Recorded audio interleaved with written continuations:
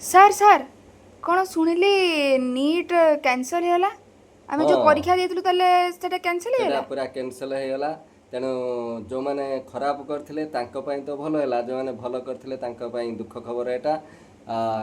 କାରଣ ସେ ବି କ୍ୟାନସଲ୍ ହେବା ଦରକାର ଥିଲା, କାରଣ 150 ପାଖାପାଖି କୋଶ୍ଚେନ୍ ଲିକ୍ ହେଇଥିଲା ତା ଆଗ ଦିନ।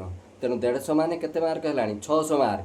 600 ମାନେ 5 ଲକ୍ଷ 7 ଲକ୍ଷ ପିଲା ପାଇଯାଇଥିବେ 600 ମାର୍କ। ତ ତୁମେ ଏମିତି ବି ପ୍ରାଇଭେଟ୍ରେ ବି ପାଇପାରିନଥାନ୍ତ ସେଇଠି।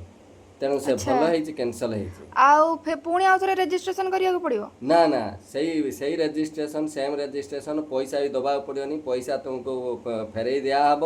ଆଉ ସେଇ ସେମ୍ ଫର୍ମ ଫିଲ୍ଅପ୍ରେ ତୁମେ ପରୀକ୍ଷା ଦେବ, ଆଉ ସେମ୍ ପୁଣି ସେଣ୍ଟର। ପୁଣି ନିଟ୍ କେବେ ଅଛି? ପୁଣି ଅଛି ଜୁନ୍ 21ରେ ତୁମର ପରୀକ୍ଷା ପୁଣି ହେବାକୁ ବାହାରି ଯାଇଛି। ତେଣୁ ସେଥିପାଇଁ ପ୍ରିପେୟାର ହେଇଯାଅ। ଆହୁରି ମାସେରୁ ଅଧିକ ରହିଛି। ତେଣୁ ଭଲ ଭାବରେ ପ୍ରିପେୟାର କର, ଯେମିତି ଏଟା ଭଲ କରିବ। ଜୟ ଶ୍ରୀରାମ।